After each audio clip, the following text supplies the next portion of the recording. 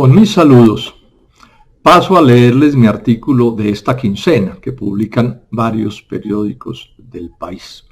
Se trata de un tema de gran importancia, nada menos que del problema del calentamiento global, y lo que hago aquí es una propuesta para Colombia.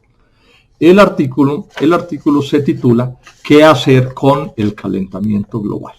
Dice así: aunque algunos lo nieguen como Donald Trump, hay pruebas científicas de sobra para demostrar que la Tierra sí se está calentando. Y ese cambio del clima provoca graves daños, como que zonas costeras queden por debajo del nivel del mar, modificaciones en los ciclos del agua con inundaciones o sequías, pérdidas de áreas de cultivo y nuevas enfermedades o agravamientos de los actuales en plantas, animales y personas. El calentamiento global lo causan los gases de efecto invernadero, en especial dos: el dióxido de carbono, CO2, generado por la quema de combustibles fósiles, petróleo, carbón, en las termoeléctricas, el transporte y la industria. El otro gas es el metano que emiten el ganado y el descongelamiento del permafrost, que además expele CO2. Y son parte importante del problema la deforestación y su conversión en pasturas, porque selvas y bosques actúan como sumideros de carbono, es decir, atrapan el CO2 que de otra manera iría a la atmósfera, reduciendo así, pues por estos bosques y estas selvas, el aumento del efecto invernadero que calienta la Tierra. El debate se centra entonces en qué hacer, tanto con las causas del cambio climático como con sus efectos. Dos problemas relacionados pero diferentes, que deben ser atendidos al mismo tiempo, para lo cual hay que conocer y entender las cifras globales y las de cada país. Me van a excusar que dé cifras, pero es que de otra manera no se entiende el asunto. El grupo de los 20 países con economías mayores aporta el 80% del total de los gases de efecto invernadero, y entre Estados Unidos, la Unión Europea, China, Japón y Rusia ponen el 48%. En tanto, Colombia apenas emite el 0,32%. Es decir, menos de 1%, menos de 0,5%, según el Banco Mundial. Detallando, cada norteamericano aporta al año 19, casi 20 toneladas de esos gases, un alemán 11,5 y un colombiano apenas 3,47 un colombiano. Otra manera de ver el subdesarrollo nacional, porque es que estos gases son en general del desarrollo industrial y los grandes inversiones en transporte, etcétera, que son los que generan fundamentalmente los gases. Si reducimos entonces a cero nuestra contribución a estos gases por generación de electricidad y transporte, cosa en realidad imposible de lograr, el 0,32% apenas bajaría a 0,31 y a 0,28 respectivamente. Verdades que demuestra que somos más víctimas que causantes del problema. Repito, somos más víctimas los colombianos que causantes del problema. Y es importante saber además que el 50% del aporte de Colombia a los gases de efecto invernadero viene de sus áreas rurales, en particular de la deforestación y los pastizales, al reducir el área de los sumideros de carbón.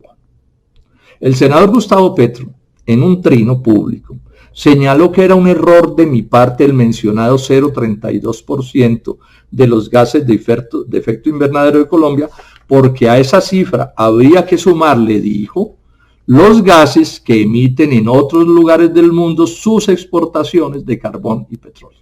O sea, otros países nos compran gas y petróleo, lo queman allá, y entonces Petro dice que a nuestro 0,32 hay que sumarle la quema de esos gases en otros países. Entonces yo le digo, pero esa afirmación no resiste análisis, porque es equivocado contabilizar dos veces la misma emisión, allá y aquí, y porque si el país deja de exportar combustibles fósiles, otros países lo reemplazarán.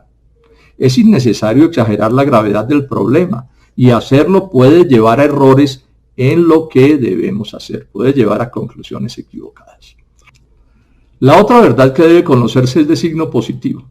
Han caído en forma notable los costos de generar electricidad con energía solar y eólica, que no producen CO2, y de usar vehículos eléctricos, que no consumen o lo hacen en bastante menor medida combustibles fósiles. Según la Agencia Internacional de Energía, el costo de producir el kilovatio hora con energía solar se ha reducido de 0,38 a 0,03 dólares, una baja significativa. En tanto, el de la eólica ha disminuido de 0,09 a 0,05, también notable. Según esta agencia, la energía solar fotovoltaica es la fuente de electricidad más barata de la historia. Y entre 2010 y 2020, las baterías para los vehículos cayeron de 650 dólares el kilovatio hora a 150 y deben bajar a 80 para 2025, otra reducción importante. La mala noticia es que los países que más gases de efecto invernadero le aportan al calentamiento global no están reduciendo sus emisiones al ritmo que prometieron. Y no lo hacen a pesar de que ellos, los más grandes productores de estos gases por su mayor desarrollo y por los altos niveles de vida de sus habitantes, son también los que tienen más capacidad de gasto público. Mientras que ese gasto es de solo 1.866 dólares por habitante en Colombia, en Estados Unidos llega a 23.000 dólares, casi 12 veces más, a 17.275 en el Reino Unido y a 14.377 en Japón, por ejemplo. El análisis del conjunto de estas cifras me lleva a proponer que Colombia actúe, sin olvidar que sus flacos recursos públicos son más escasos por la pandemia, al mismo tiempo en las dos partes del problema. Reducir sus gases de efecto invernadero y mitigar los efectos del calentamiento, su mayor urgencia, porque sus perniciosos efectos ya están ocurriendo. En cuanto a los gases, lo más que puede aportar y a menor costo presupuestal, lo más que puede aportar Colombia y a menor costo presupuestal es reducir la deforestación de la Amazonia y del Pacífico biogeográfico.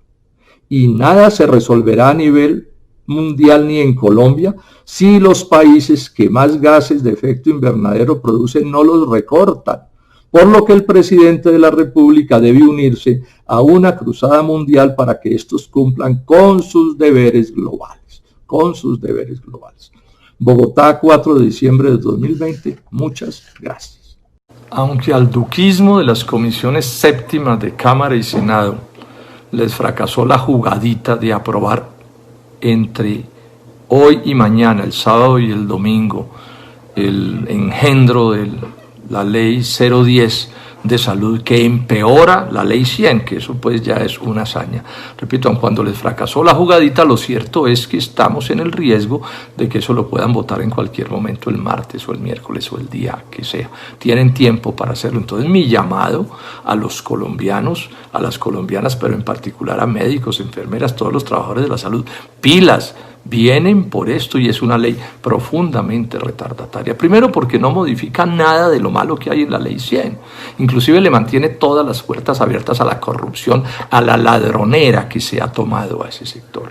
Pero además agrava las cosas. Por ejemplo, dan los pasos para que se pueda pasar hacia el negocio de las EPS toda la fuerza pública, todo el magisterio y los trabajadores de Ecopetrol, o sea, pasarles 1 millón más de aportantes a ese negocio. Le cambian el nombre a las EPS, pero eso es otro engaño calculado para decir que es que van a desaparecer cuando lo único que hacen es cambiarles el nombre. Pero lo peor que tiene el proyecto es que es un proyecto dirigido a cerrar un número importante de EPS para concentrar en menos EPS, concentrar el negocio, o sea, un negocio de más monopolio pegado a la integración vertical con sus propias clínicas, que es una fuente inmensa de todo tipo de atropellos y de corrupción, y abren la posibilidad para tomarse desde esas IPS privadas, tomarse la red pública hospitalaria. Y todo esto en beneficio de las transnacionales del capital extranjero que están en una verdadera ofensiva. Yo llamo a toda la gente de la salud, incluidas las IPS públicas y privadas, vienen por todo, vienen por la lana, por el telar y por la que teje, e IPS que no logren controlar la van a someter a la férula del monopolio, repito, en beneficio del capital extranjero, otros dolarductos para llevarse la riqueza del país hacia el exterior. Un saludo a todos quienes han intervenido y quienes nos acompañan en esta audiencia, muy importante sin duda, porque La crisis de los cultivadores de papa y de yuca es terrible, pero bueno, pues para no mencionar otros sectores, porque la pregunta que uno tendría que hacerse es cuáles son los que están bien, y seguramente son muy pocos. Yo me voy a detener en cuál es la causa de la crisis agraria. Todos estamos de acuerdo sobre la crisis agraria, que es pavorosa. La pobreza, la miseria, el hambre, la gente que se arruina, que pierde sus parcelas. Les va mal a los campesinos, a los indígenas, a los empresarios también les va mal, a muchos de ellos. Y entonces empezar por decir esto sobre las causas. El agro colombiano nunca ha estado bien. Aquí nunca ha habido, por lo menos en todo el siglo XX, incluso el XIX, una buena política agraria para desarrollar el agro de verdad. Sobre eso hay libros y tratados que los hemos leído. Y uno puede demostrar que para 1990 el agro colombiano tenía inmensos problemas, como la industria también, el país en general. Pero 1990 parte en dos la historia del agro nacional. Parte en dos la historia del agro nacional. Porque pasamos, ojo a lo que voy a decir, pasamos de una política agraria, así fuera equivocada y llena de defectos, pero la política agraria nacional hasta ese momento de 1990 era colombiano come colombiano. Se exportaba también café, banano, otras cosas, flores, pero la línea era colombiano come colombiano, y todo estaba montado para que fuera la producción nacional la que abasteciera la capacidad de compra de los colombianos, o sea que los campesinos y los empresarios y los indígenas tenían un mercado propio a quien vender, así fuera en medio de grandes dificultades, pero los colombianos teníamos que comprar la comida que se producía en Colombia. En 1990, cuando empieza la apertura, pero después con todo el neoliberalismo, los tratados de libre comercio han sido nefastos, un golpe brutal. La consigna a partir de 1990 es colombiano come extranjero. Hacen demagogia aquí cuando dicen que la consigna de los gobiernos es colombiano come colombiano, paja. La consigna de los gobiernos desde 1990 es colombiano come extranjero. Y alguien me dirá, bueno, ¿usted cómo demuestra eso, senador Robledo? Y la demostración es muy simple. Luego de 200 años de estar produciendo alimentos en Colombia, en 1990 Colombia importaba 500.000 toneladas de productos agrícolas. Eso era lo que traíamos del exterior. El resto lo producíamos en Colombia, o sea, que la casi totalidad de lo que nos comíamos lo traíamos de Colombia. ¿Por qué? Porque la política era colombiano con colombiano. Pues bien, el año pasado importamos 14 millones de toneladas de productos agrícolas. Desde 1990 no ha habido año en que no aumente la importación. Cada vez más, cada vez más, cada vez más. Es más, ya desaparecieron renglones enteros de la economía. Prácticamente se acabaron. La cebada, el trigo, sí, la soya, el sorgo, muchos de los granos, el maíz está golpeadísimo. Bueno, el algodón, que fue el primero que desapareció, desaparecieron. O sea, si ustedes quieren pues ver una espiga de trigo de cebada en Colombia, tienen que buscarla con un microscopio. O sea que, si es verdad, esta es la prueba reina que tengo para decir que la política sí cambió.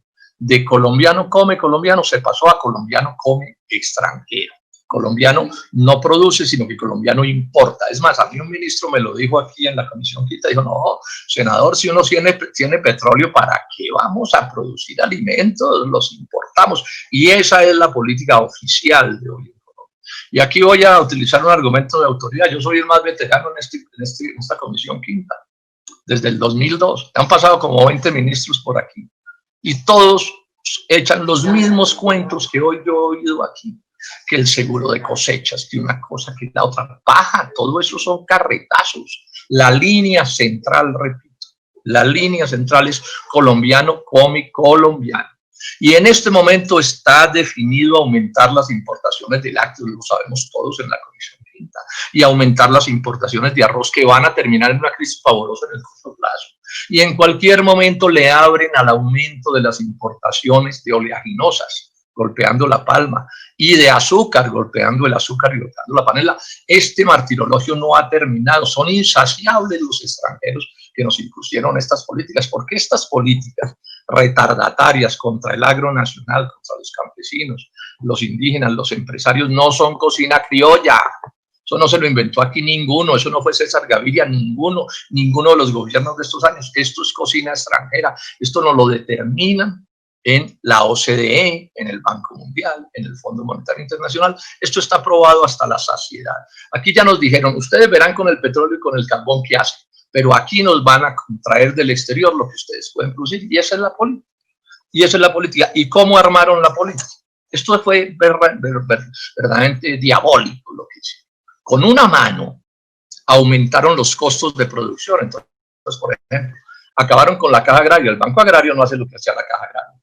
Acabaron con los almacenes de depósitos de la caja agraria. O sea, le dieron más poder a los intermediarios comerciales que subieron los costos de los insumos, y buena parte del agro hoy está en manos de los agitistas, de lo que llaman los proveedores o los compradores. Eso todos lo sabemos. Aquí en el agro colombiano es normal una tasa de interés real del 30 o del 40 o hasta del 50%.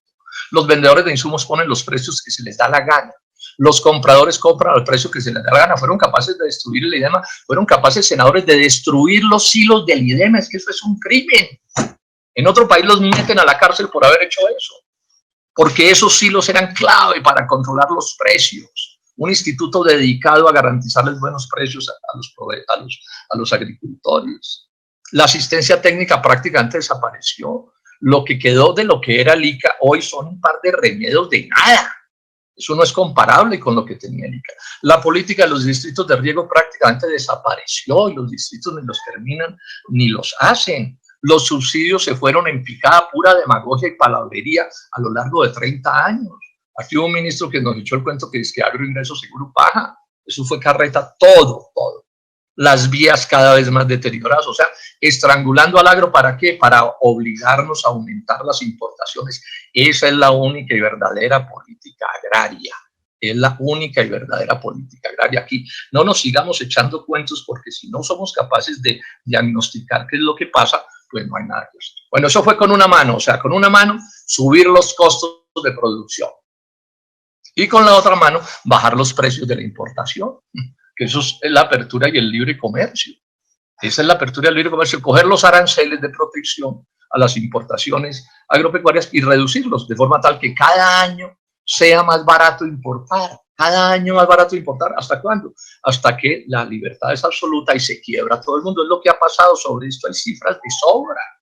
Y los gobiernos, mientras tanto, echan cuentos y cuentos y cuentos, y todo el tiempo nos echan más y más cuentos. Lo digo con toda franqueza. Y este gobierno del presidente Duque está haciendo exactamente en esto lo mismo que hizo Juan Manuel Santos, exactamente lo mismo. Y Santos hizo lo mismo que hizo Uribe, y Uribe hizo lo mismo que hizo Pastrana, y Pastrana lo mismo que Samper, y Samper lo mismo que César Gaviria, porque esa es una política global que está impuesta desde afuera y que aquí se le arrodillan, porque no tendríamos que imponerla.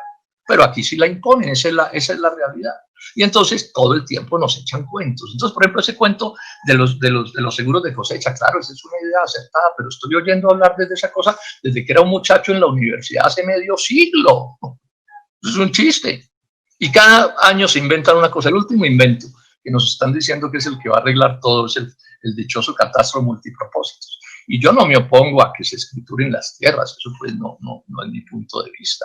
Pero en el ambiente nacional, el catastro multipropósito, o sea, que se legalicen los títulos, a lo que va a conducir principalmente es a quitarles las tierras a los pobres que tienen tierras sin títulos. Porque en parte no se las han quitado, es porque como no tienen títulos, entonces los compradores les da como pereza comprar tierras que no tienen títulos, que tienen títulos precarios. Sí, ojo, congresistas de la Comisión Quinta, a ratos no tener título en Colombia puede ser una protección. Que no resulte que les den los títulos y los levanten a bala, porque ahora sí valga la pena quitarles la tierra más todavía que antes. O que aparezca un comprador que, como hay títulos, sube el precio y los va sacando, porque también digamos una cosa, la política agropecuaria incluye irle quitando a los más débiles la tierra. El proceso de concentración de la tierra inmensa, de la tierra en Colombia es inmenso, lo sabemos todos, pero con un agravante, es que no compran la tierra para producir, no compran la tierra para sembrar maíz, sembrar todas las cosas que se podrían sembrar que estamos importando, ¿cierto? Sí, si no es la tierra para ver qué negocio de especulación inmobiliaria se hace. Es la política más antiagraria. Yo esto lo he estudiado de cerca. Es difícil encontrar en el mundo un país con una política más conscientemente antiagraria que Colombia. Esto que les estoy diciendo en resumen es eso. Son unos gobiernos dedicados a acabar con el agro y lo están acabando. están teniendo éxito, se los tengo que reconocer. Y mientras tanto, la mentira que nos meten es que no importa que se acabe la leche, no importa que se acabe el arroz, no importa que se acabe el maíz, no importa que se acabe el trigo, la cebada, no importa, porque los genios que gobiernan a Colombia descubrieron que la sabiduría es bregar a venderle una pitaya a un japonés, o un aguacate a un chino, ¿sí? O una pepita de ají a un gringo, ¿sí?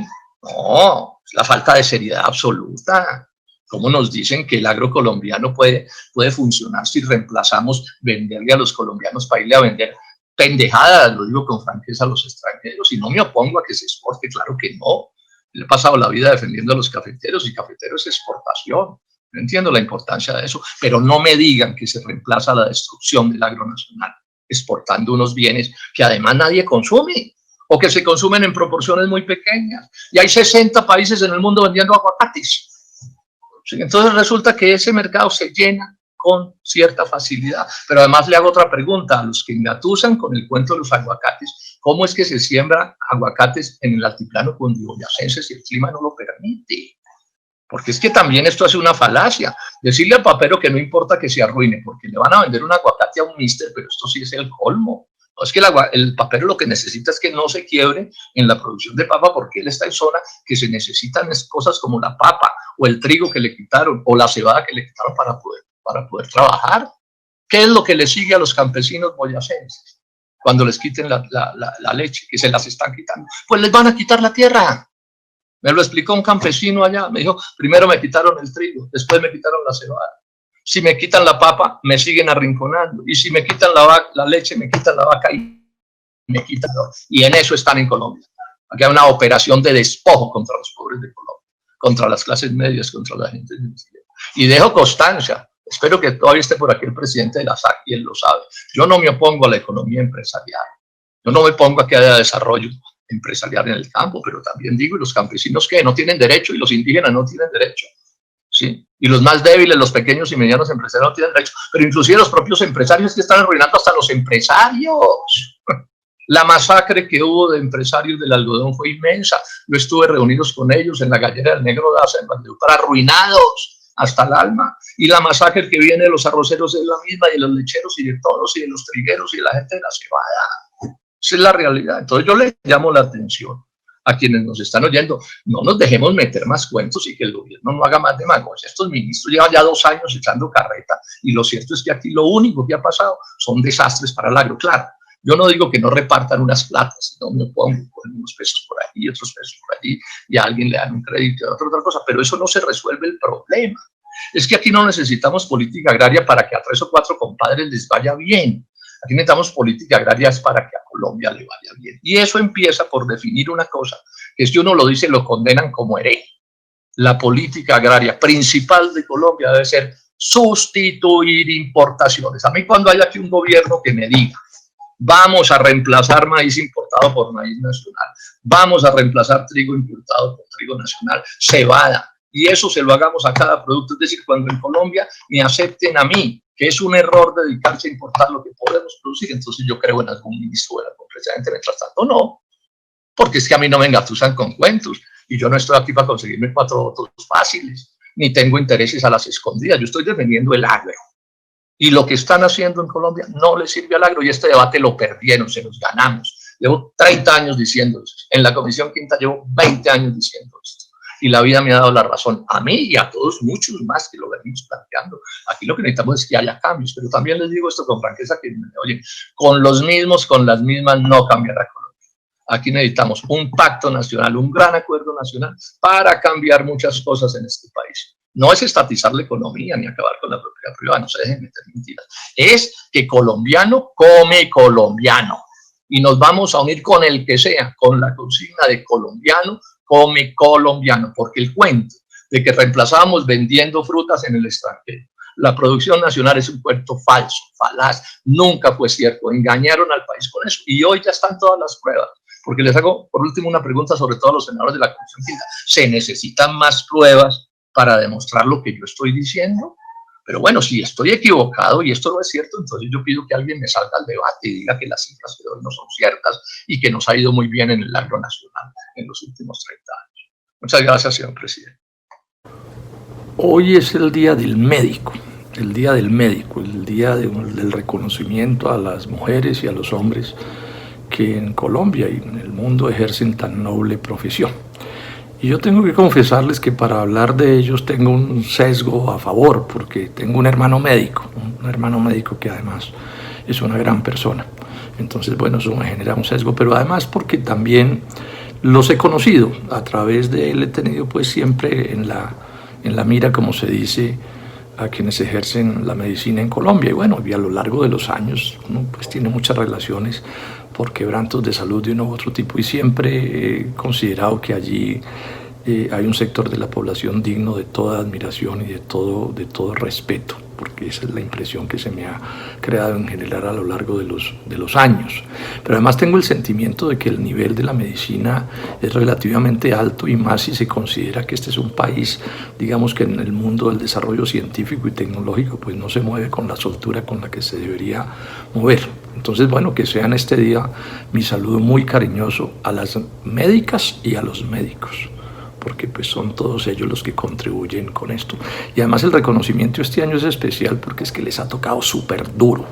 Yo estoy al tanto de los detalles de estos asuntos y les ha tocado súper duro con esto de la pandemia. Y han estado a la altura, hay que sentirse orgulloso de cómo han asumido sus responsabilidades, arriesgando sus propias vidas, las de sus familias. Durísima la vida de estos compatriotas. Entonces va todo mi reconocimiento, todo mi respeto.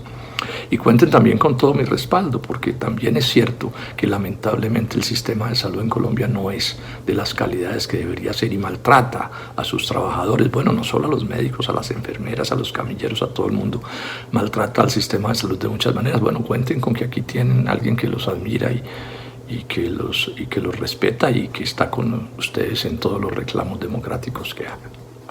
El domingo dicté una charla sobre la controversia que hay en torno a la ilegalidad de Uber, utilizando las plataformas para engañar y para confundir. Y entonces salieron mis detractores de oficio a decir que lo que pasaba era que yo estaba en contra de las plataformas de internet para taxis, que estaba en contra de la tecnología y que estaba en contra de los jóvenes de Colombia. Háganme el favor. Cuando lo que yo hice fue explicar que Uber estaba utilizando la tecnología para engañar, para mentir y para meter el cuento que el debate era en torno a la tecnología y no en torno a la ilegalidad y a los atropellos que esa empresa transnacional está cometiendo contra 500.000 de familias de colombianos. Pero además el ataque es matrero, porque es que lo primero que yo dije en la conferencia es que mi debate no era contra las plataformas, no era un debate sobre tecnología, y terminé mi conferencia diciendo que mi proyecto de ley y el de Jorge Gómez consagraba que en Colombia se pudieran utilizar las plataformas por cualquier empresa que actuara dentro de la ley, por supuesto, no con la piratería. Eso fue lo que yo dije y ocurrió. Entonces me tergiversaron por completo, pero además parece que lo que los irritó mucho a estos sabios de la tecnología fue que yo dije que esa tecnología de las plataformas se podía conseguir en cualquier parte, que eso no era una cosa misteriosa. Y es verdad, vayan ustedes y verán que en cualquier sitio de Colombia, del mundo, hay miles y miles de jóvenes que le diseñan un software para esas plataformas. Eso no tiene ningún misterio. Es más, hoy un amigo que sabe mucho me confirmó que a uno le venden ya la plataforma hecha. Y tampoco era ninguna agresión contra los jóvenes, porque yo dije que lo que habían era miles y miles de jóvenes capaces de hacer eso. Entonces la tergiversación ha sido brutal. No, este debate hay que adelantarlo con seriedad, y si no lo van a ganar es con argumentos, no tergiversando a los contradictores, no faltando a la verdad. Yo reclamo seriedad en un debate de tanta importancia como este.